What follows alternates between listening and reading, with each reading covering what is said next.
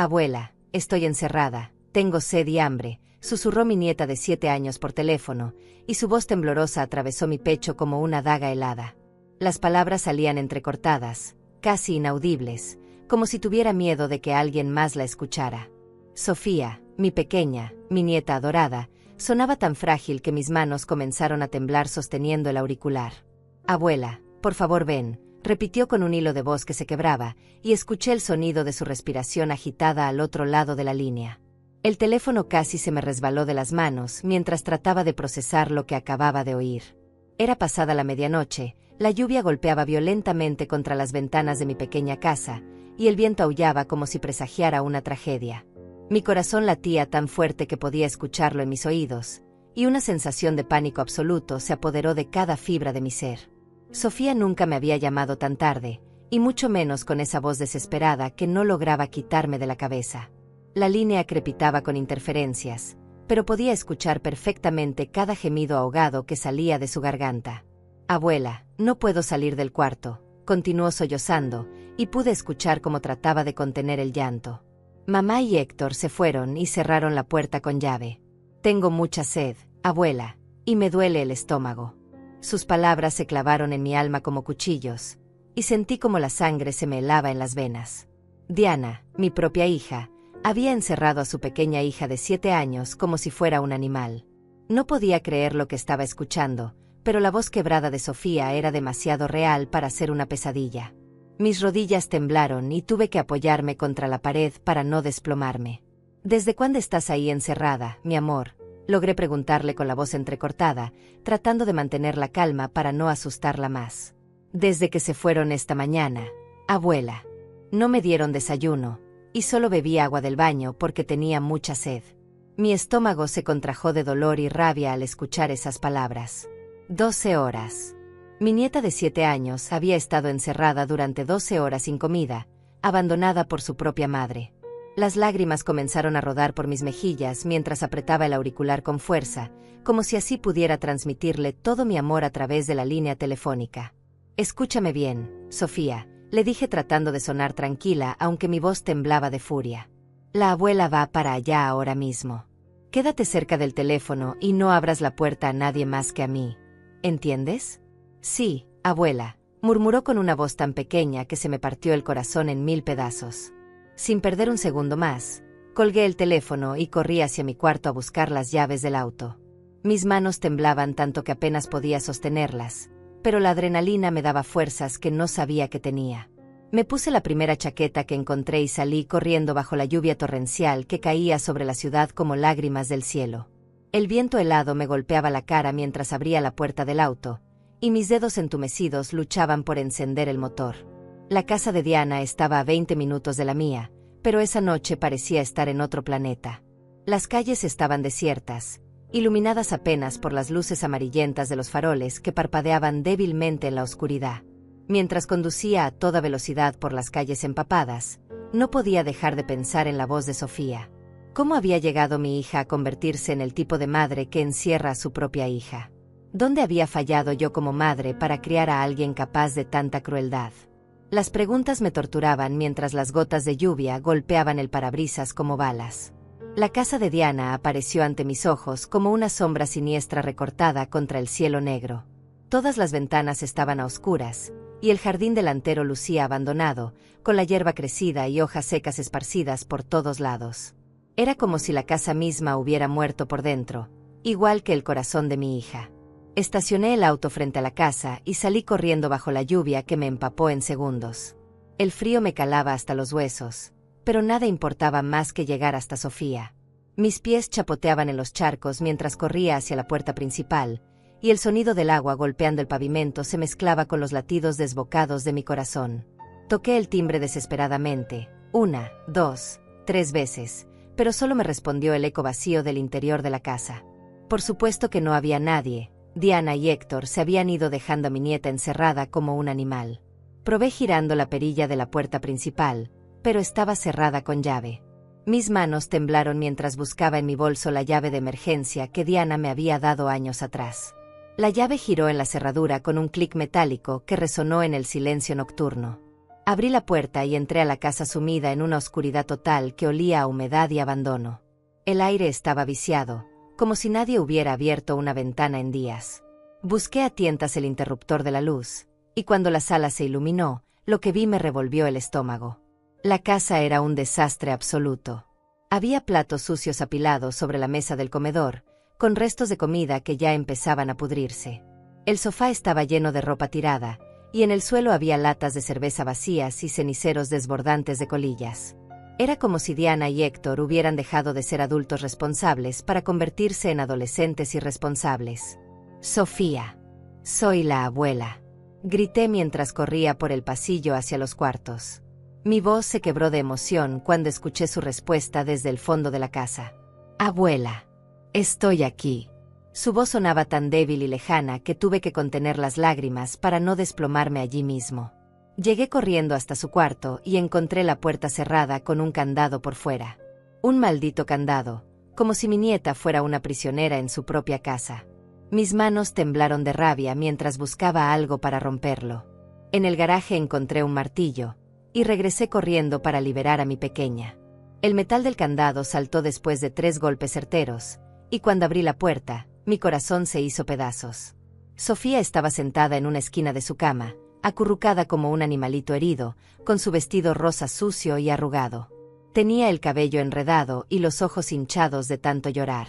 Sus labios estaban secos y agrietados, y cuando me vio, se lanzó a mis brazos con una fuerza desesperada. «Abuela, pensé que no ibas a venir», sollozó contra mi pecho mientras yo la abrazaba con todas las fuerzas que tenía. Su cuerpecito temblaba como una hoja, y podía sentir lo delgada que estaba, como si hubiera perdido peso en los últimos días. Mi pobrecita nieta había vivido una pesadilla que ningún niño debería experimentar jamás. «Ya estoy aquí, mi amor, ya pasó todo», le susurré al oído mientras acariciaba su cabello enredado. La mecí en mis brazos como cuando era bebé, tratando de transmitirle toda la seguridad y el amor que no había recibido de su propia madre. Sus lágrimas mojaron mi chaqueta, pero no me importó nada en el mundo más que consolarla. El cuarto estaba en penumbras, iluminado apenas por la luz que entraba del pasillo. Pude ver que había un vaso de agua vacío en su mesita de noche, y algunos juguetes esparcidos por el suelo, como si hubiera tratado de entretenerse durante las largas horas de encierro. La ventana estaba cerrada con seguro, convirtiendo el cuarto en una verdadera prisión. «¿Tienes hambre, mi cielo?», le pregunté con voz suave mientras la alejaba un poco para mirarla a los ojos. Sus ojitos cafés, iguales a los míos, me miraron con una mezcla de alivio y tristeza que me partió el alma. «Sí, abuela, tengo mucha hambre. Solo desayuné un pedazo de pan ayer», murmuró con voz ronca de tanto llorar. «Ayer. Mi nieta había comido por última vez hace más de 24 horas. La rabia que sentía hacia Diana era tan intensa que tuve que respirar profundo para no explotar delante de Sofía. ¿Cómo una madre podía ser tan cruel con su propia hija? ¿Qué clase de monstruo encierra a una niña de 7 años sin comida ni agua? «Vamos a la cocina, mi amor. La abuela te va a preparar algo delicioso», le dije tratando de sonar animada, aunque por dentro estaba hirviendo de furia. La tomé de la mano y caminamos juntas hacia la cocina, donde el desastre era aún peor que en la sala. El fregadero estaba lleno de platos sucios con comida podrida, y las moscas volaban alrededor de los desperdicios. Abrí la refrigeradora y encontré algunos huevos, un poco de leche que aún servía, y unos pedazos de jamón. No era mucho, pero suficiente para prepararle unos huevos revueltos que la ayudaran a recuperar fuerzas. Mientras cocinaba, Sofía se sentó en una silla y me observaba en silencio, como si no pudiera creer que alguien finalmente se estaba preocupando por ella. «Cuéntame, mi cielo, ¿desde cuándo mamá y Héctor te dejan encerrada?», le pregunté con mucho cuidado mientras batía los huevos en un tazón. No quería presionarla, pero necesitaba saber la verdad de lo que había estado pasando en esa casa. Sofía bajó la mirada y jugó con sus deditos antes de responder. «Desde hace muchos días, abuela. A veces me encierran cuando salen de noche, y otras veces cuando traen amigos a casa. Dicen que los molesto mucho y que necesitan privacidad». Sus palabras inocentes revelaban una realidad horrible que me hizo apretar los dientes de rabia. Una niña de 7 años no molesta a nadie, excepto a padres que han perdido completamente el rumbo. «¿Y qué hay de la escuela, mi amor? ¿Has ido a clases?», Continué preguntando mientras servía los huevos revueltos en un plato limpio que encontré después de buscar entre la montaña de trastes sucios. No he ido en una semana, abuela. Mamá dice que estoy enferma, pero yo me siento bien. Solo tengo hambre y sueño todo el tiempo. Una semana sin escuela. Diana había estado mintiendo a las autoridades escolares mientras mantenía a Sofía como una prisionera en su propia casa. Esto ya no era solo negligencia. Era abuso infantil sistemático que necesitaba ser denunciado inmediatamente. Pero primero tenía que asegurarme de que mi nieta estuviera a salvo. Come despacio, mi cielo, no te vayas a hacer daño, le dije mientras ponía el plato frente a ella. Sofía devoró los huevos como si no hubiera comido en semanas, y me pidió un vaso de agua que se bebió de un solo trago. Ver a mi propia nieta con tanta necesidad me llenó de una determinación férrea que no había sentido en años. Mientras ella comía, caminé hasta la ventana de la cocina y miré hacia la calle desierta. La lluvia había parado, pero el cielo seguía negro y amenazante.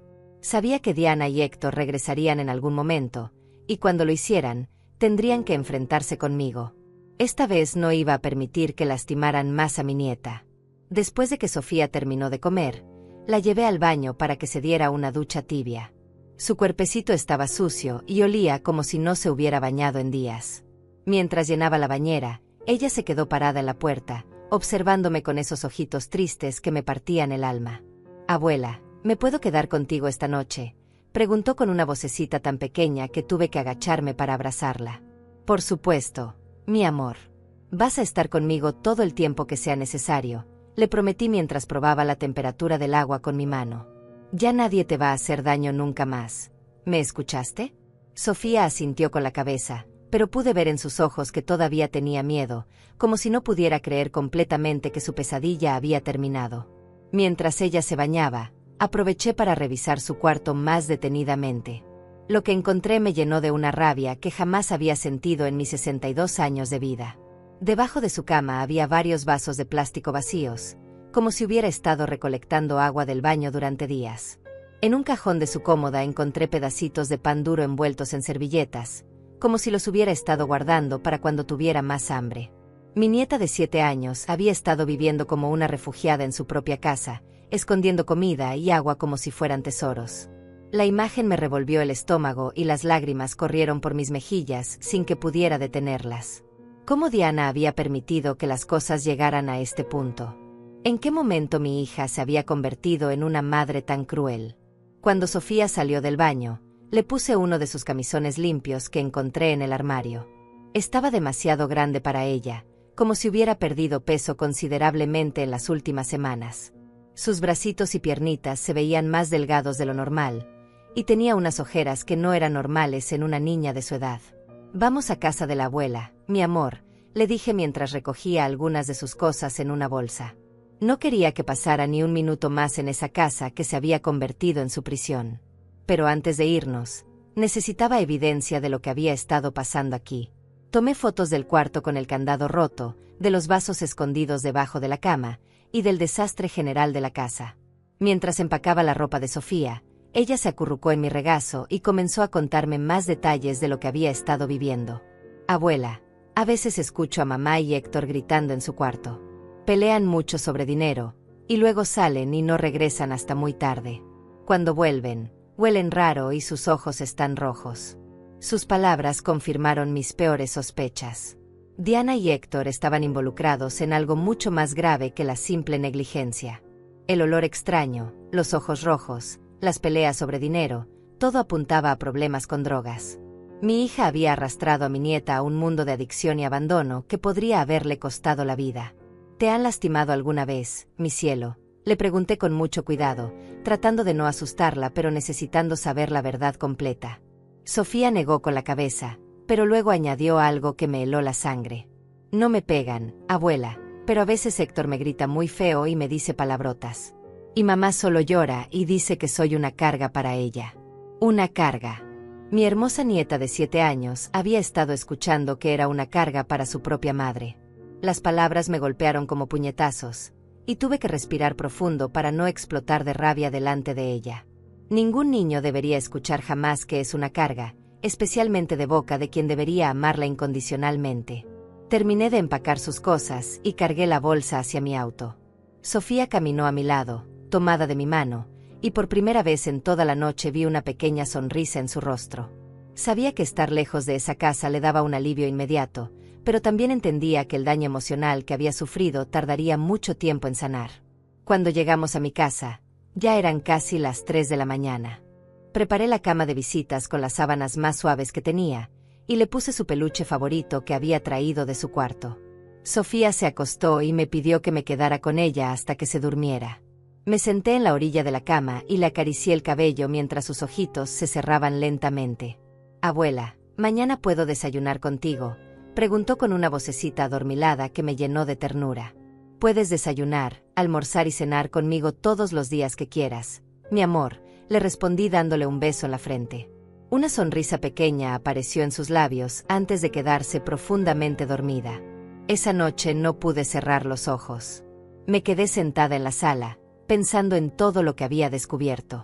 Mi hija Diana había tocado fondo de una manera que jamás imaginé posible. La niña dulce y cariñosa que yo había criado se había convertido en una madre negligente que ponía en riesgo la vida de su propia hija por sus problemas con las drogas y su relación tóxica con Héctor.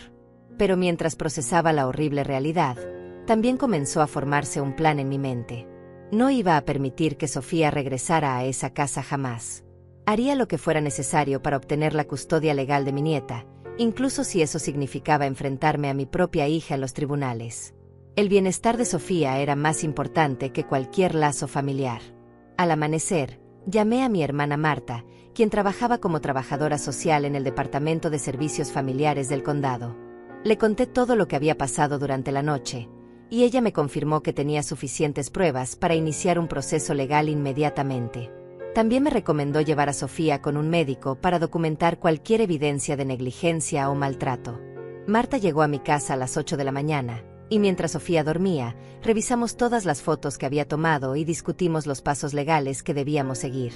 Me explicó que el proceso sería largo y difícil, pero que con la evidencia que teníamos, era muy probable que obtuviéramos la custodia temporal de inmediato. Cuando Sofía despertó, le preparé un desayuno completo con panqueques, frutas y jugo de naranja. Verla comer con apetito y sonreír mientras me contaba sobre un sueño bonito que había tenido, me llenó de una determinación aún más fuerte. Esta niña merecía una vida llena de amor, seguridad y oportunidades, no el infierno que había estado viviendo. Después del desayuno, sonó mi teléfono. Era Diana, y su voz sonaba histérica y desesperada. «¿Dónde está mi hija, mamá?». Llegué a casa y no estaba. La puerta de su cuarto estaba abierta y sus cosas no están. Su falsa preocupación me dio náuseas, porque sabía perfectamente que había encerrado a Sofía durante más de 12 horas sin comida ni agua. «Está conmigo, Diana, y aquí se va a quedar hasta que tú y Héctor se hagan responsables de lo que han hecho», le respondí con una voz fría como el hielo. Hubo un silencio del otro lado de la línea, y luego Diana comenzó a gritar que era una abuela entrometida y que no tenía derecho a llevarse a su hija. «Tengo todo el derecho del mundo cuando una niña de 7 años me llama llorando porque está encerrada con hambre y sed», le grité de vuelta, sintiendo como la rabia me quemaba por dentro. Diana colgó el teléfono, pero sabía que esto era solo el comienzo de una batalla que estaba completamente dispuesta a pelear hasta el final. 2 horas después de la llamada de Diana, escuché el sonido de un auto llegando a mi casa a toda velocidad. Miré por la ventana y vi a Diana bajándose de su auto verde desgastado, seguida por Héctor, quien caminaba tambaleándose como si estuviera ebrio o bajo los efectos de alguna sustancia. Sus ojos rojos y su aspecto desaliñado confirmaron mis peores sospechas sobre su estado. Sofía estaba jugando en su cuarto cuando escuchó las voces alteradas que venían del jardín. Inmediatamente corrió hacia mí y se aferró a mi pierna, temblando como una hoja. «Abuela, no quiero ir con ellos», me susurró con lágrimas en los ojos, y yo la abracé protegiéndola con todo mi cuerpo. «Abre esta maldita puerta, vieja entrometida», gritó Héctor desde afuera, golpeando la puerta con los puños. «Devuélvenos a la niña ahora mismo o llamamos a la policía». Sus amenazas me dieron risa, porque era exactamente lo que yo quería que hicieran. Mientras más escándalo armaran, más evidencia tendría de su comportamiento irresponsable. «No voy a abrir hasta que se calmen y podamos hablar como adultos civilizados», les grité desde adentro, manteniendo a Sofía detrás de mí. Diana comenzó a llorar histéricamente, gritando que yo la había robado a su hija y que era una abuela manipuladora que se metía donde no la llamaban. Pero cuando mencioné que tenía fotos del cuarto con candado y de toda la casa en estado deplorable, el tono de Diana cambió completamente. Su llanto histérico se convirtió en súplicas desesperadas. Por favor, mamá, devuélvemela. Prometo que vamos a cambiar. Héctor ya no va a beber, y yo voy a ser una mejor madre, le juro. Sus promesas vacías me recordaron a todas las veces anteriores que había prometido cambiar. Desde que se juntó con Héctor hace 3 años, Diana había estado en una espiral descendente de mentiras, drogas y negligencia. Cada vez que yo trataba de ayudarla, ella me gritaba que me metiera en mis propios asuntos. Ahora que las consecuencias habían llegado, quería que yo olvidara todo como si nada hubiera pasado. Después de 1 hora de gritos y amenazas, finalmente se fueron, pero no antes de que Héctor gritara que esto no se iba a quedar así y que me las iba a cobrar. Sus amenazas no me asustaron, pero sí me hicieron darme cuenta de que necesitaba actuar rápido para proteger legalmente a Sofía. Al día siguiente, Marta me acompañó a los tribunales familiares para presentar una solicitud de custodia temporal de emergencia. El juez Eduardo Ramírez, un hombre mayor de cabello canoso y expresión severa, revisó cuidadosamente todas las fotografías y documentos que habíamos preparado. Cuando vio las imágenes del cuarto con candado, su rostro se endureció visiblemente. También presentamos el testimonio del doctor Rafael Mendoza, quien había examinado a Sofía esa misma mañana. Su reporte médico documentaba signos claros de desnutrición leve, deshidratación y estrés emocional severo. El doctor había encontrado que Sofía tenía bajo peso para su edad y mostraba síntomas típicos de negligencia parental prolongada. El juez escuchó atentamente mientras yo relataba los eventos de esa noche terrible. Le conté sobre la llamada desesperada de Sofía, sobre encontrarla encerrada con candado, y sobre las condiciones deplorables en las que vivía. Mi voz se quebró varias veces durante el testimonio, especialmente cuando describí los vasos de agua escondidos debajo de su cama. Diana y Héctor llegaron tarde a la audiencia, y era obvio que habían estado consumiendo alcohol o drogas antes de presentarse ante el juez. Diana llevaba un vestido amarillo arrugado y manchado, y su cabello lucía como si no se hubiera peinado en días. Héctor tenía los ojos vidriosos y no podía mantenerse derecho mientras hablaba. Cuando el juez les preguntó por qué habían encerrado a Sofía con candado, Diana comenzó a tartamudear excusas incoherentes. Dijo que había sido solo por una noche, que habían tenido una emergencia familiar, y que yo estaba exagerando todo para hacerlos quedar mal. Sus mentiras eran tan obvias que hasta el abogado de oficio que le habían asignado parecía avergonzado. Héctor, por su parte, comenzó a gritar que yo era una vieja amargada que quería robarle la hija a Diana por despecho. Sus palabras llenas de odio y su comportamiento agresivo solo confirmaron al juez que estos dos individuos no tenían la capacidad emocional ni mental para cuidar a una niña de 7 años. El momento más impactante de la audiencia llegó cuando el juez pidió hablar con Sofía en privado en su oficina. Mi nieta, vestida con un vestido limpio color rosa que le había comprado esa mañana, entró tímidamente tomada de mi mano. El juez se agachó hasta quedar a su altura y le habló con una voz suave y paternal. ¿Dónde te sientes más segura, pequeña, con mamá o con la abuela?, le preguntó con mucha delicadeza. Sofía me miró buscando aprobación, y cuando yo le sonreí y asentí, ella respondió con una vocecita clara, con la abuela. En la casa de mamá tengo miedo y hambre. La abuela me da comida y me abraza cuando tengo pesadillas. Esas palabras inocentes pero devastadoras sellaron el destino de la audiencia. El juez regresó a su estrado con una expresión grave y anunció que otorgaba la custodia temporal de emergencia a favor mío por un periodo inicial de 6 meses. Diana se desplomó llorando en su silla, mientras Héctor comenzó a gritar obscenidades que provocaron que los guardias de seguridad lo sacaran de la sala. Además de otorgarme la custodia, el juez ordenó que Diana y Héctor se sometieran a exámenes toxicológicos inmediatos y que completaran un programa de rehabilitación de drogas antes de poder solicitar visitas supervisadas. También ordenó que la casa fuera inspeccionada por servicios sociales antes de considerar cualquier reunificación familiar. Cuando salimos del tribunal, Sofía me tomó de la mano y me preguntó si esto significaba que podía quedarse conmigo para siempre. Todavía no es para siempre, mi amor, pero vas a estar segura conmigo durante mucho tiempo, le expliqué mientras caminábamos hacia mi auto. Sus ojitos se iluminaron con una alegría que no había visto en meses. Esa noche, mientras preparaba la cena para las 2, recibí una llamada de mi hermana Norma, quien vivía en otro estado pero había escuchado sobre la situación a través de Marta. Me ofreció su apoyo completo y me dijo que si necesitaba dinero para los gastos legales o para cuidar a Sofía, ella estaba dispuesta a ayudar sin dudarlo. La solidaridad de mi familia me llenó de esperanza, pero también me hizo reflexionar sobre cómo había llegado Diana a estar tan sola y perdida. Durante años, había rechazado nuestra ayuda y se había aislado cada vez más, especialmente después de conocer a Héctor. Ahora entendía que su adicción la había convertido en una persona que yo ya no reconocía. Pero mientras observaba a Sofía cenando tranquilamente y contándome sobre las mariposas que había visto en mi jardín, supe que había tomado la decisión correcta. Esta niña merecía tener una infancia llena de amor, estabilidad y oportunidades. Si Diana quería recuperarla algún día, tendría que demostrar que estaba dispuesta a cambiar completamente su vida. Las siguientes semanas fueron como un despertar lento para Sofía. Cada mañana la veía un poco más relajada, un poco más confiada, como una flor que finalmente recibe el sol después de estar en la sombra durante demasiado tiempo. Establecimos una rutina que le daba la seguridad que había perdido: desayuno a las 7, juegos en el jardín, almuerzo juntas, y por las tardes le leía cuentos mientras ella dibujaba en su nueva mesa de colores. Pero no todo era fácil. Durante las noches, Sofía tenía pesadillas terribles que la hacían despertar gritando.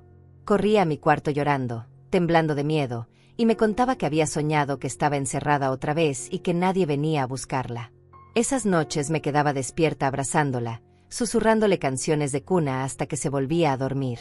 Una tarde, mientras organizaba los papeles legales en mi escritorio, encontré algo que me heló la sangre. Entre las cosas de Sofía que había traído de su casa, había un cuaderno de dibujos que no había visto antes. Cuando lo abrí, descubrí páginas llenas de dibujos que me revelaron la verdadera dimensión del horror que había vivido mi nieta. En uno de los dibujos, había una niña pequeña encerrada en un cuarto oscuro, llorando detrás de una puerta cerrada. En otro, la misma niña estaba acostada en una cama mientras dos figuras grandes gritaban afuera de su cuarto. Los colores que había usado eran todos oscuros: negro, café, gris, como si su mundo hubiera perdido toda la alegría y la luz. Pero el dibujo que más me impactó mostraba a una mujer mayor llegando en un auto blanco bajo la lluvia. Era yo, llegando a rescatarla esa noche. En este dibujo, por primera vez había usado colores brillantes: amarillo para la luz de mi auto, rosa para mi chaqueta, y verde para representar la esperanza. Era su manera de procesar el trauma, de darle sentido a esa noche que había cambiado su vida para siempre. Llevé los dibujos a la doctora Graciela Morales, una psicóloga infantil que me había recomendado el pediatra de Sofía. La doctora Morales era una mujer de mediana edad con una sonrisa cálida que inmediatamente hizo sentir cómoda a mi nieta. Después de revisar los dibujos y hablar con Sofía durante varias sesiones, me confirmó lo que yo ya temía. Mi nieta sufría de estrés postraumático causado por meses de negligencia y abandono emocional. La doctora me explicó que los niños que han vivido situaciones de supervivencia desarrollan mecanismos de defensa que pueden tardar años en sanar. Sofía había aprendido a esconder comida, a mantenerse callada para no molestar, y a no expresar sus necesidades porque había entendido que era una carga. Sin embargo, la doctora también me dio esperanza. Me dijo que Sofía era una niña resiliente y que con amor, paciencia y terapia constante, podría superar completamente el trauma. Los niños tienen una capacidad asombrosa de sanación cuando se sienten seguros y amados, me explicó mientras revisaba más dibujos donde Sofía había comenzado a usar colores más brillantes. Durante este tiempo, Diana intentó contactarme varias veces. A veces llamaba llorando, pidiendo perdón y prometiendo que había dejado las drogas. Otras veces llamaba furiosa, gritándome que era una manipuladora y que le había lavado el cerebro a Sofía para que me prefiriera a mí. Sus cambios de humor erráticos solo confirmaban que seguía bajo los efectos de las sustancias. La trabajadora social asignada al caso, una mujer joven llamada Carmen, visitaba mi casa cada 2 semanas para evaluar el progreso de Sofía. Siempre se iba impresionada por la transformación que veía en mi nieta. En su reporte del segundo mes, escribió que Sofía había recuperado el peso normal para su edad y que mostraba signos claros de bienestar emocional. Pero la prueba más grande llegó cuando tuvimos que enfrentar la primera visita supervisada con Diana. El encuentro se realizó en las oficinas de servicios sociales, en una sala pequeña con juguetes y crayolas. Yo esperé afuera mientras Sofía pasaba 2 horas con su madre bajo la supervisión de Carmen. Cuando terminó la visita, Sofía salió callada y pensativa. No lloró ni se alteró, pero tampoco mostró emoción al ver a Diana. Era como si hubiera creado una barrera emocional para protegerse. En el auto de regreso a casa, me preguntó algo que me partió el corazón. Abuela, ¿por qué mamá huele raro como antes? Diana había llegado a la visita bajo los efectos de alguna sustancia, tratando de disimular con perfume y chicles de menta. Pero los niños tienen un instinto natural para detectar cuando algo no está bien con sus padres.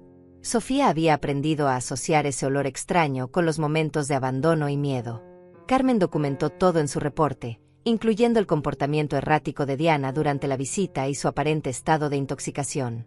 Esto significaba que las siguientes visitas serían canceladas hasta que Diana completara exitosamente un programa de rehabilitación, algo que parecía muy poco probable dada su resistencia a reconocer que tenía un problema. Mientras tanto, Héctor había desaparecido completamente. Según los vecinos de Diana, se había ido de la casa llevándose varios objetos de valor, incluyendo el televisor y algunos electrodomésticos. Aparentemente había decidido que una niña y una mujer adicta eran demasiada responsabilidad para él. Su abandono, aunque cruel, era en realidad una bendición disfrazada. Una tarde, mientras Sofía jugaba en el jardín con su nueva bicicleta rosa que le había comprado, recibí una visita inesperada. Era Javier, el hermano menor de Diana, quien vivía en otra ciudad y acababa de enterarse de toda la situación. Llegó con lágrimas en los ojos y me pidió perdón por no haber estado presente cuando Diana comenzó a deteriorarse. Javier me contó que había tratado de ayudar a Diana varias veces en el pasado, pero que ella siempre lo rechazaba y le decía que no necesitaba su ayuda. Me explicó que Héctor había aislado completamente a Diana de la familia, convenciéndola de que éramos sus enemigos y que solo la entendía verdaderamente. Era una táctica clásica de los abusadores, aislar a sus víctimas de sus redes de apoyo. Cuando Sofía vio a su tío Javier, corrió a abrazarlo con una alegría genuina que me llenó de esperanza.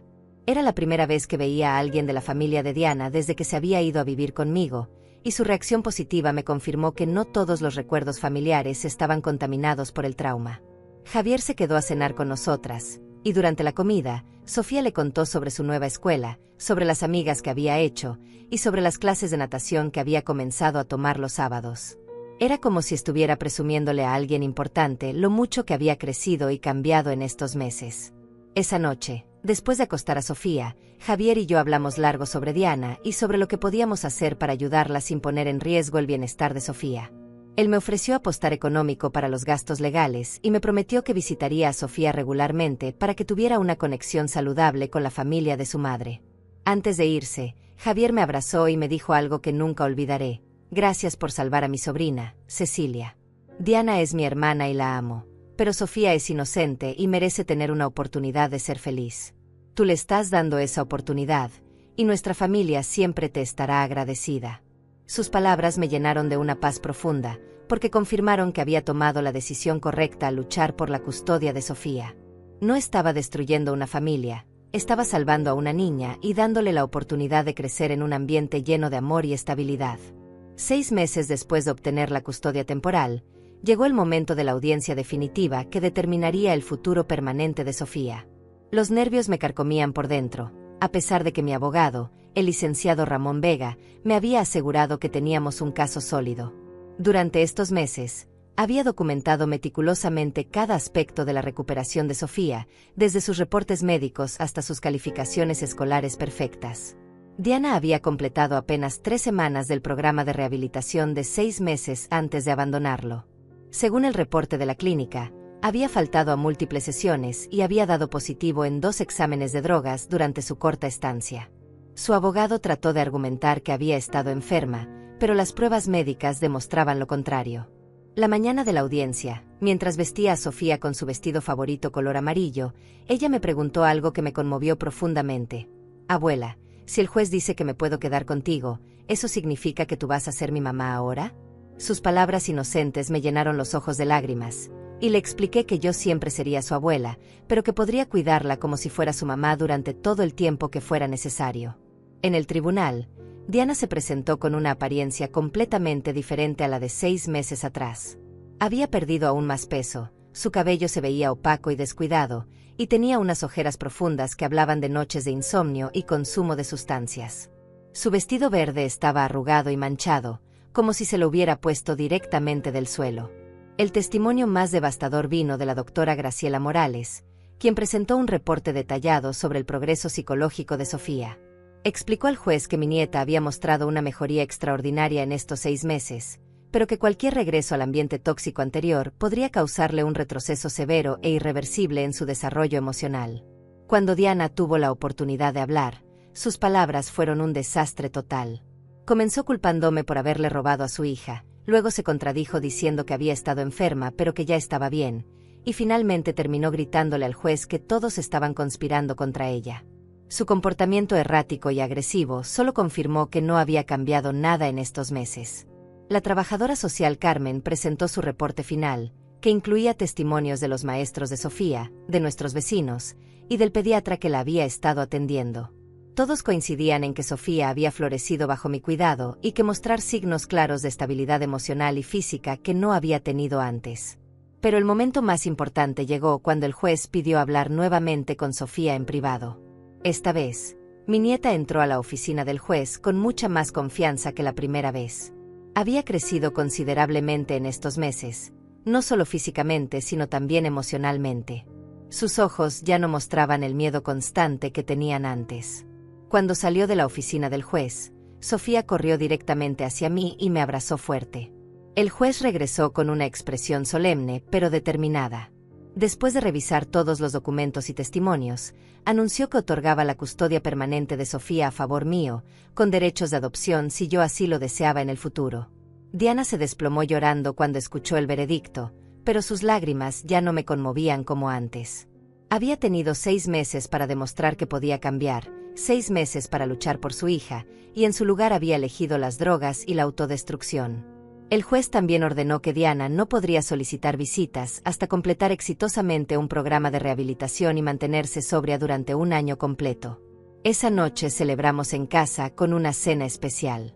Sofía había pedido espagueti con albóndigas, su plato favorito, y de postre preparé el pastel de chocolate que tanto le gustaba. Mientras cenábamos, ella me contó que le había dicho al juez que se sentía segura conmigo y que no quería volver a vivir con su mamá hasta que ella estuviera bien de verdad.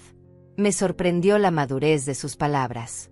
A los 7 años, Sofía había desarrollado una sabiduría emocional que muchos adultos no tienen. Entendía que su mamá estaba enferma, pero también sabía que necesitaba protegerse a sí misma. Era una lección dolorosa para una niña tan pequeña, pero necesaria para su supervivencia emocional. Durante las siguientes semanas, comencé los trámites para inscribir oficialmente a Sofía en una nueva escuela más cerca de mi casa. Su antigua escuela estaba en el barrio donde vivía con Diana, y cambiarla de ambiente completamente era importante para su proceso de sanación. También la inscribí en clases de arte los fines de semana, porque había notado que dibujar la ayudaba a procesar sus emociones. Una tarde, mientras revisaba el correo, encontré una carta de Diana. Era la primera comunicación directa que tenía con ella desde la audiencia. En la carta, me pedía perdón por todo el daño que había causado y me suplicaba que le permitiera ver a Sofía, aunque fuera por unos minutos. Decía que había dejado las drogas completamente y que estaba viviendo en un refugio para mujeres. Pero cuando llamé al refugio para verificar su historia, me dijeron que Diana había estado ahí solo 3 días antes de irse sin avisar. Aparentemente había tenido problemas con otras residentes y había violado las reglas sobre el consumo de sustancias dentro de las instalaciones. Una vez más, Diana había mentido para tratar de manipular la situación. Le mostré la carta a mi abogado, quien me aconsejó que la guardara como evidencia de los intentos de Diana de contactar a Sofía violando las órdenes del tribunal. También me sugirió que cambiara mi número de teléfono y que considerara obtener una orden de restricción si Diana continuaba acosándome. Pero a pesar de todas las mentiras y manipulaciones de Diana, una parte de mi corazón todavía tenía esperanza de que algún día pudiera recuperarse verdaderamente. Era mi hija, después de todo, y recordaba a la niña dulce y cariñosa que había sido antes de perderse en el mundo de las adicciones.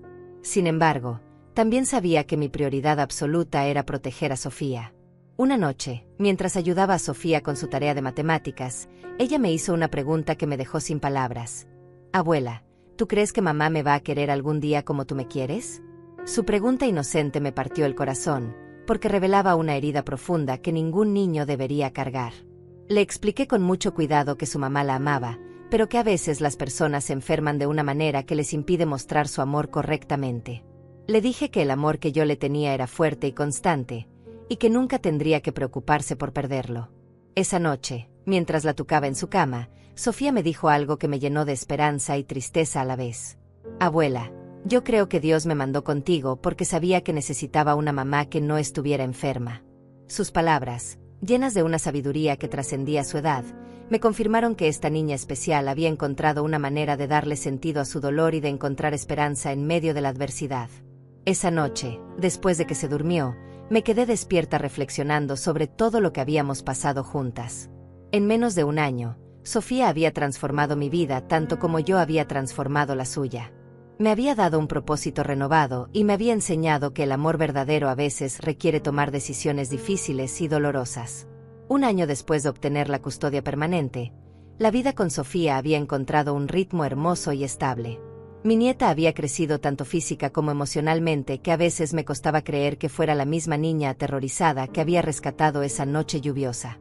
Sus pesadillas habían disminuido considerablemente, y ahora se despertaba cantando en lugar de gritando de miedo. Sofía había desarrollado una pasión por la pintura que me llenaba de orgullo. Sus dibujos ya no mostraban cuartos oscuros ni figuras amenazantes, sino jardines llenos de flores, arcoíris brillantes y familias felices. La doctora Graciela me había explicado que este cambio en su arte era una señal clara de que había procesado exitosamente gran parte de su trauma.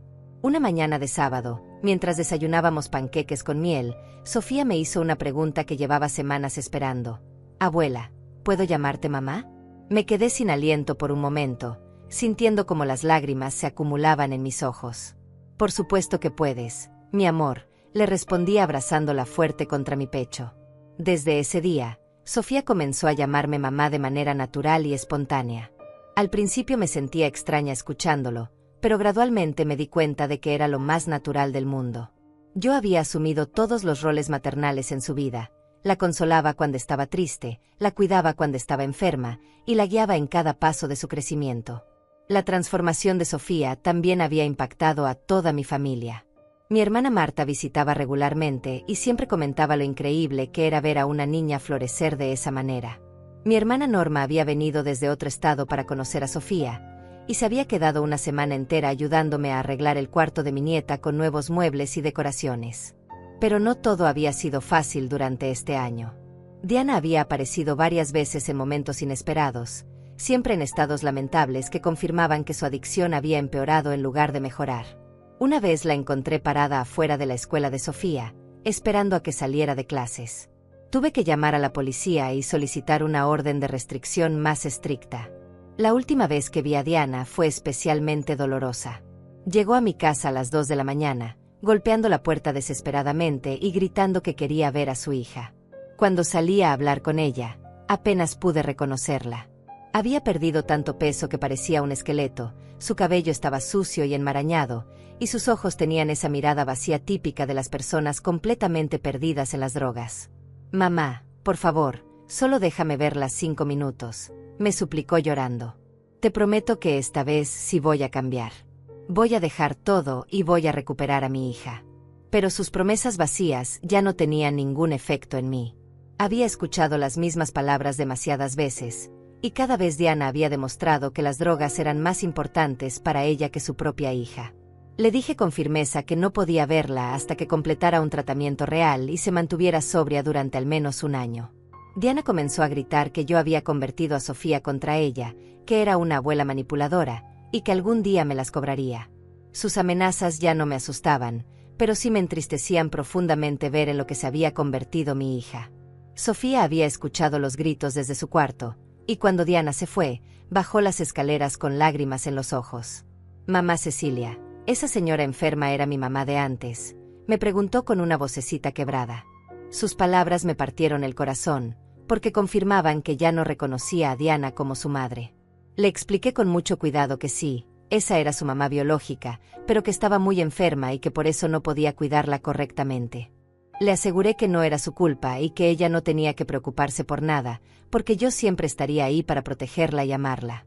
Sofía me abrazó fuerte y me dijo que solo quería tener una mamá que la quisiera y que no estuviera enferma.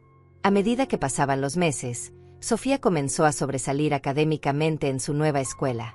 Sus maestras me comentaban constantemente lo inteligente y aplicada que era, y cómo había desarrollado una personalidad alegre y sociable que contagiaba a todos sus compañeros. Era como si hubiera recuperado todos los años de infancia perdidos en un ambiente tóxico. También había comenzado a hacer preguntas sobre mi vida y sobre cómo había sido cuando Diana era pequeña. Le mostré álbumes de fotos de cuando Diana era niña, y Sofía se sorprendía de ver lo parecidas que eran físicamente. «Mamá Cecilia, ¿por qué mi mamá de antes cambió tanto?», me preguntó una tarde mientras mirábamos fotos de Diana en su graduación de preparatoria. Le expliqué de manera apropiada para su edad que a veces las personas toman decisiones malas que las lastiman a ellas mismas y a otras personas. Le dije que Diana había elegido usar sustancias que la enfermaron y que la hicieron cambiar completamente. Sofía escuchó atentamente y luego me dijo algo que me llenó de orgullo. «Yo nunca voy a tomar esas cosas malas, mamá. No quiero enfermarme como ella». Durante este tiempo, también recibí una noticia que me llenó de esperanza.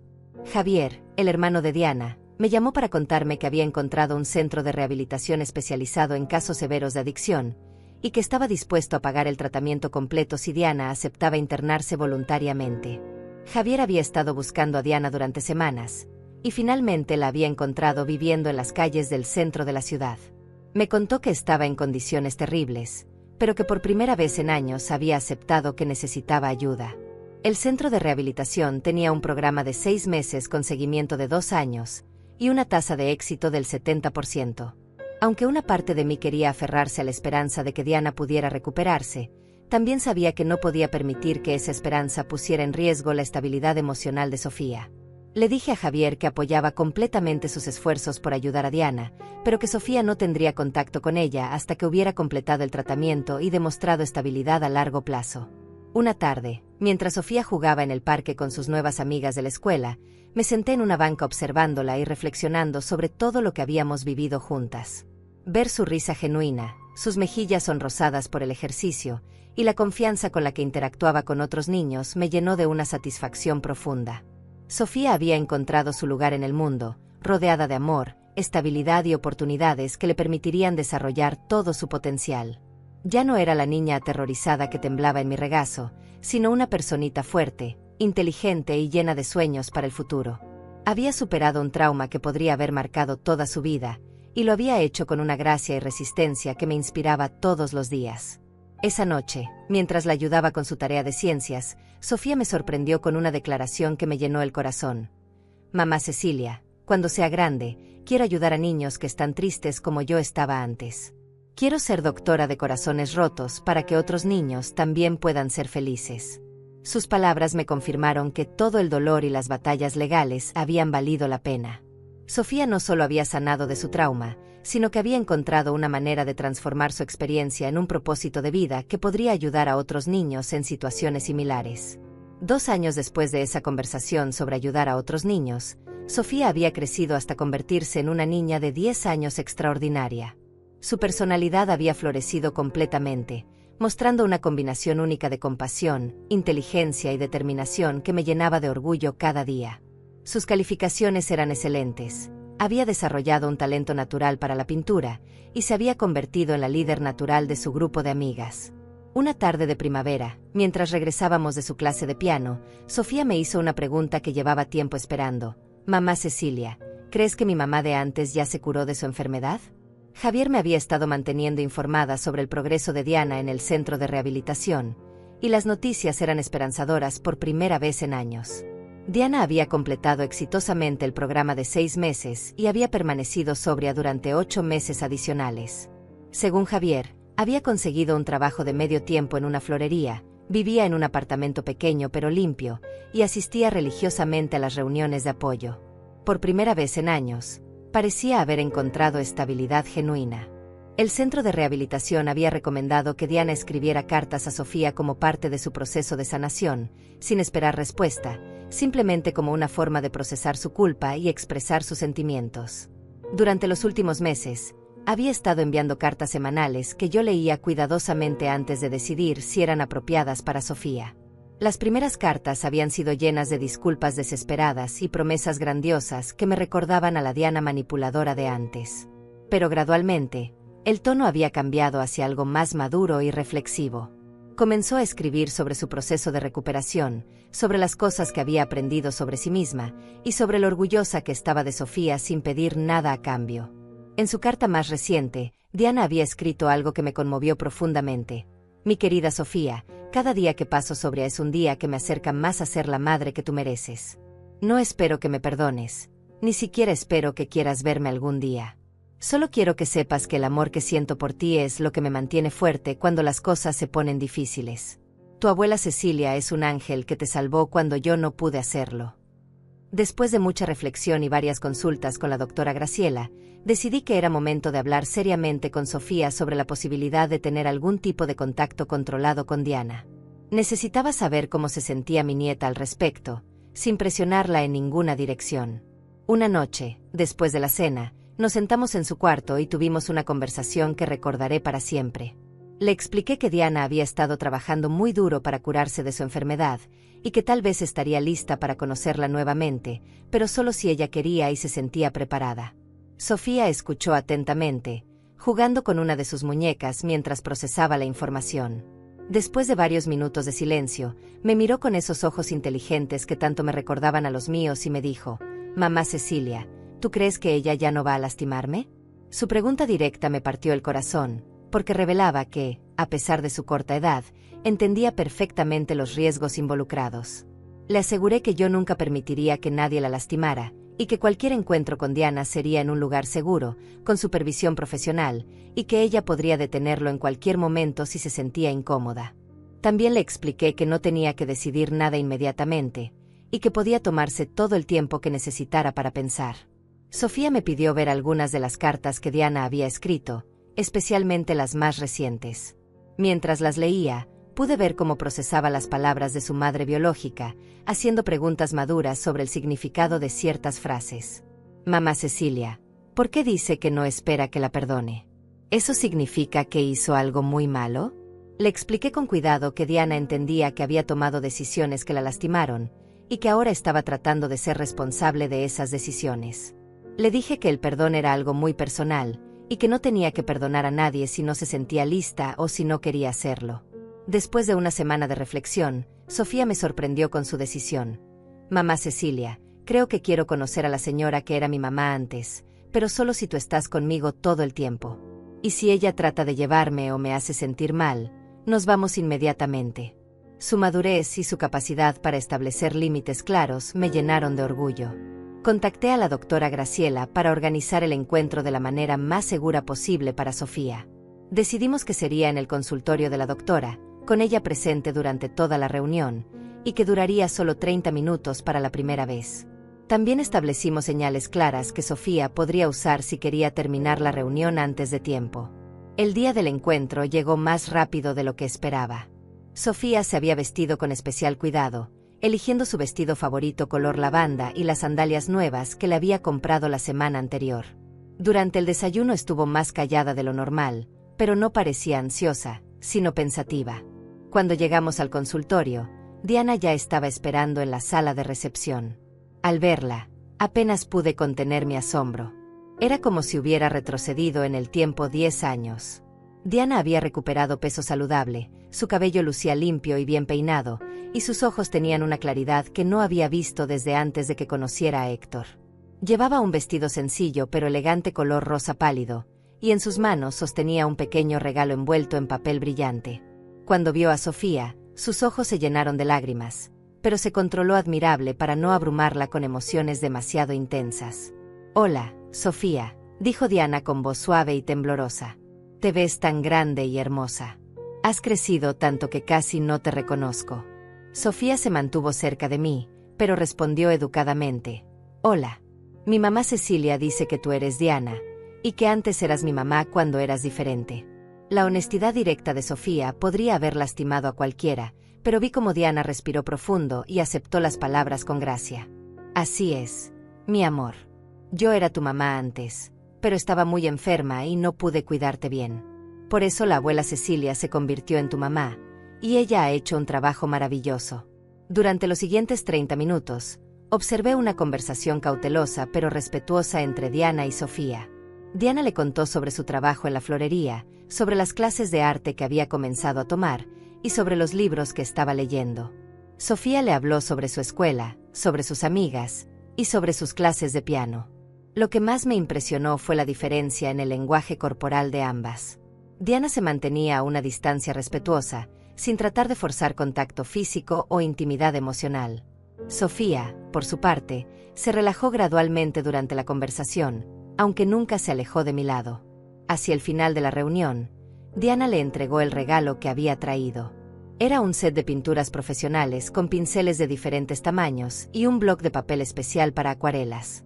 Javier me contó que te gusta pintar, y pensé que podrías usar esto para crear cosas hermosas, le dijo Diana con una sonrisa tímida. Sofía aceptó el regalo y lo examinó con interés genuino. Gracias, Diana. Son muy bonitas las pinturas. Voy a hacer un cuadro del jardín de mamá Cecilia, respondió mi nieta con educada gratitud. Diana sonrió con lágrimas en los ojos, claramente conmovida por la respuesta amable de Sofía.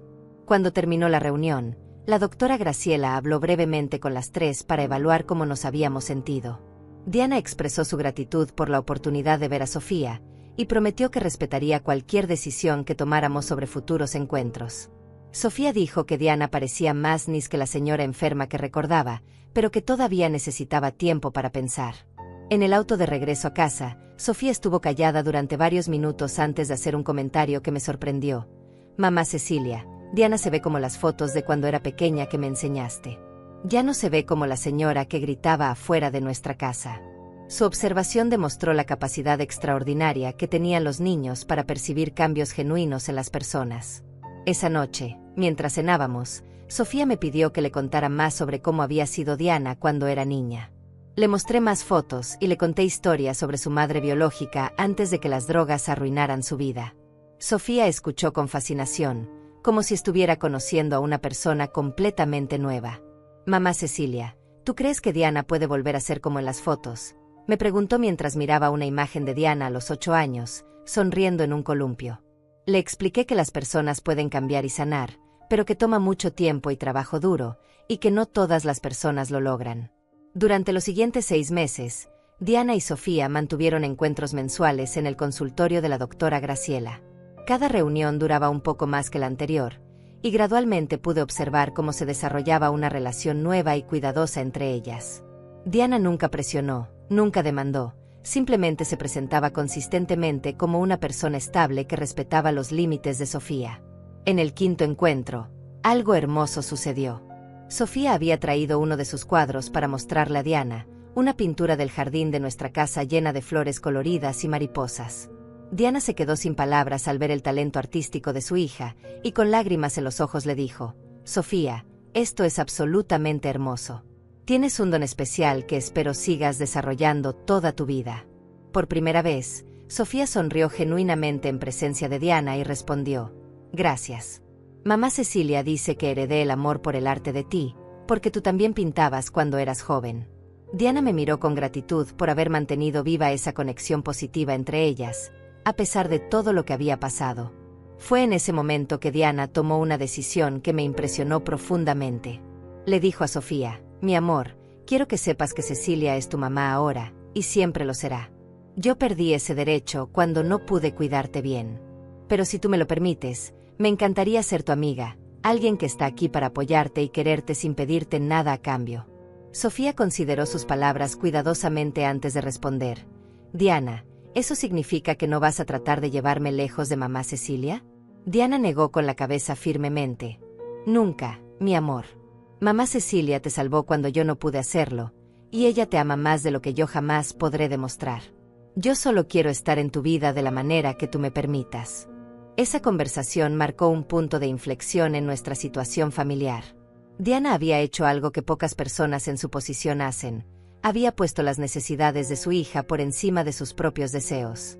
Reconocía que yo había ganado el derecho de ser la madre de Sofía, no por los tribunales, sino por amor, sacrificio y dedicación diarios. Durante el verano, Diana pidió permiso para llevar a Sofía a una exhibición de arte infantil en el museo de la ciudad. Después de mucha deliberación, decidí acompañarlas a las 3. Ver a Diana interactuar con Sofía en un ambiente más relajado me permitió observar cambios aún más profundos en su personalidad. Diana había desarrollado una paciencia y una sensibilidad que nunca había tenido antes. Escuchaba atentamente cada comentario de Sofía sobre las pinturas, le hacía preguntas inteligentes que estimulaban su creatividad y la animaba a expresar sus propias opiniones artísticas. Era como ver a una persona completamente nueva, alguien que había aprendido a poner las necesidades de otros antes que las propias. Al final de esa tarde en el museo, Sofía me sorprendió pidiendo si Diana podía acompañarnos a tomar helado. Durante esos momentos compartidos, pude ver cómo se desarrollaba naturalmente una dinámica familiar nueva y saludable. Diana no trataba de competir conmigo por el afecto de Sofía, sino que complementaba mi rol maternal de una manera respetuosa y apropiada. Esa noche, mientras tucaba a Sofía en la cama, ella me hizo una reflexión que me llenó de orgullo por su madurez emocional. Mamá Cecilia, creo que Diana es buena persona ahora. Ya no huele raro ni tiene ojos tristes como antes. ¿Tú crees que podemos ser amigas como ella dijo? Le expliqué que las relaciones toman tiempo para desarrollarse, pero que si ella se sentía cómoda, podíamos continuar viendo a Diana de vez en cuando. También le reiteré que ella siempre tendría la libertad de cambiar de opinión si algo no se sentía bien, y que yo siempre sería su mamá principal sin importar qué pasara. Un año después de ese primer encuentro controlado, llegó el momento de una decisión importante. Diana había mantenido su sobriedad durante 2 años completos, había demostrado estabilidad emocional y financiera consistente, y había respetado todos los límites que habíamos establecido. La doctora Graciela recomendó que consideráramos permitir visitas menos supervisadas. Sofía, que ahora tenía 11 años, había desarrollado una relación genuinamente afectuosa con Diana. La llamaba por su nombre, no mamá, pero hablaba de ella con cariño y esperaba con ilusión sus encuentros mensuales. Había encontrado una manera sana de tener 2 figuras maternas en su vida sin conflicto interno. Durante una de nuestras conversaciones nocturnas, Sofía me hizo una pregunta que había estado esperando. Mamá Cecilia, ¿tú perdonaste a Diana por las cosas malas que hizo antes?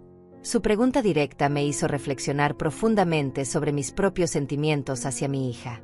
Le expliqué que el perdón es un proceso largo y complicado, pero que viendo los esfuerzos genuinos de Diana por cambiar, y especialmente viendo lo respetuosa que había sido con nuestra relación, sentía que sí la había perdonado. También le dije que el perdón no significa olvidar lo que pasó, sino elegir no dejar que el pasado controle el futuro. La respuesta de Sofía me sorprendió por su sabiduría. Yo también la perdoné, mamá Cecilia. Pero estoy feliz de que tú seas mi mamá principal, porque tú nunca me vas a abandonar o enfermar como ella antes. Diana puede ser mi amiga especial, pero tú eres mi mamá para siempre. Sus palabras me confirmaron que habíamos navegado esta situación compleja de la manera correcta. Sofía había logrado sanar de su trauma inicial, desarrollar una relación saludable con Diana, y mantener la seguridad emocional de saber que yo era su base estable e inconmovible. En el segundo aniversario de nuestra custodia definitiva, organizamos una pequeña celebración familiar. Diana había pedido permiso para estar presente, y por primera vez, sentí que era apropiado incluirla. Javier también vino con su esposa y sus hijos, creando un ambiente familiar genuinamente amoroso. Durante la cena, Diana pidió permiso para hablar y pronunció unas palabras que nunca olvidaré. Quiero agradecer a Cecilia por salvar a mi hija cuando yo no pude hacerlo. Gracias por amarla cuando yo estaba perdida, por protegerla cuando yo era un peligro, y por permitirme formar parte de su vida nuevamente cuando logré encontrarme a mí misma. Luego se dirigió a Sofía con voz temblorosa. Mi hermosa niña, eres la razón por la que pude encontrar fuerzas para sanarme. Cada día sobria ha sido por ti, con la esperanza de poder ser digna de estar en tu vida, aunque sea de esta manera pequeña. Cecilia es tu verdadera mamá, y yo me siento honrada de poder ser tu amiga. Sofía se levantó de su silla y abrazó a Diana, diciéndole, gracias por ponerte bien, Diana. Me gusta tenerte como mi amiga especial. Diana lloró silenciosamente mientras abrazaba a su hija, entendiendo perfectamente que este era el mayor regalo que podría recibir. Esa noche, después de que todos se fueron, Sofía y yo nos sentamos en el porche mirando las estrellas. Mamá Cecilia, ¿tú crees que Diana va a mantenerse bien para siempre?, me preguntó con la preocupación natural de una niña que había aprendido que los adultos a veces fallan. Le expliqué honestamente que no podía garantizar el futuro de Diana, pero que podía prometerle que yo siempre estaría ahí para protegerla sin importar qué pasara. También le dije que Diana había demostrado durante 2 años que estaba comprometida con su recuperación, y que eso era una buena señal. Mientras observaba a mi nieta procesar nuestra conversación, me di cuenta de que habíamos logrado algo extraordinario. Habíamos tomado una situación que podría haber destruido a una familia y la habíamos transformado en algo que, aunque diferente a lo tradicional, estaba llena de amor, respeto y sanación. Sofía había crecido hasta convertirse en una niña extraordinaria que entendía conceptos complejos como el perdón, la segunda oportunidades y la importancia de los límites saludables. Diana había encontrado una manera de ser parte de la vida de su hija sin poner en riesgo su bienestar. Y yo había descubierto que mi mayor legado no sería solo haber criado a Diana, sino haber salvado y criado a Sofía. Cuando tucé a Sofía esa noche, ella me dijo algo que resumía perfectamente nuestro viaje. Mamá Cecilia, creo que al final todos ganamos. Tú ganaste una hija que realmente te ama, yo gané una mamá que nunca me va a abandonar, y Diana ganó la oportunidad de conocer a la niña fuerte en la que me convertí gracias a ti. Sus palabras me llenaron de una paz profunda, sabiendo que después de años de dolor, lucha e incertidumbre, habíamos encontrado nuestro lugar en el mundo como una familia poco convencional pero auténtica, construida sobre el amor incondicional, el sacrificio mutuo y la esperanza de que las personas pueden cambiar cuando encuentran razones suficientes para hacerlo. 5 años después de esa celebración familiar, estoy sentada en el jardín de mi casa observando a Sofía practicar piano en la sala. A los 16 años, se ha convertido en una joven extraordinaria que irradia confianza y compasión. Sus dedos danzan sobre las teclas con una gracia que me llena de orgullo, interpretando una melodía que ella misma compuso e inspirada en nuestra historia familiar. Diana se ha mantenido sobria durante 7 años consecutivos. Ahora maneja su propia florería en el centro de la ciudad y se ha casado con un hombre bueno llamado Miguel, quien entiende y respeta nuestra dinámica familiar única. Sofía fue quien caminó a Diana hacia el altar el día de su boda, no como su hija, sino como su querida amiga que había sido testigo de su transformación. La relación entre Diana y Sofía ha evolucionado hasta convertirse en algo hermoso y auténtico. Se ven regularmente, comparten su amor por el arte, y Diana ha encontrado su lugar como una figura de apoyo en la vida de Sofía sin tratar nunca de reclamar un rol que había perdido hace años. Miguel a menudo comenta que nunca había visto una dinámica familiar tan madura y llena de respeto mutuo. Sofía está en su último año de preparatoria y ha sido aceptada en varias universidades prestigiosas con becas completas por mérito académico. Quiere estudiar psicología infantil, cumpliendo el sueño que expresó cuando tenía 7 años de ayudar a niños con corazones rotos. Su ensayo de solicitud para la universidad contaba nuestra historia, describiendo cómo una abuela puede convertirse en madre y cómo el amor verdadero a veces requiere decisiones difíciles. Hace 2 meses, Sofía me sorprendió con una propuesta que me conmovió hasta las lágrimas. Mamá Cecilia, quiero cambiar legalmente mi apellido para incluir el tuyo. No quiero borrar mi historia, pero quiero que el mundo sepa oficialmente que eres mi verdadera madre. Cuando fuimos al juzgado para hacer el cambio, el mismo juez Eduardo Ramírez, ahora retirado, nos felicitó por haber creado algo hermoso a partir de circunstancias tan difíciles. La casa ha sido testigo de muchas celebraciones durante estos años. Graduaciones, cumpleaños, conciertos de piano de Sofía, y las cenas familiares mensuales donde Diana, Miguel, Javier y sus hijos se reúnen alrededor de nuestra mesa. Sofía es el centro radiante de estas reuniones, conectando a todos con su alegría genuina y su capacidad natural para hacer que las personas se sientan valoradas y amadas.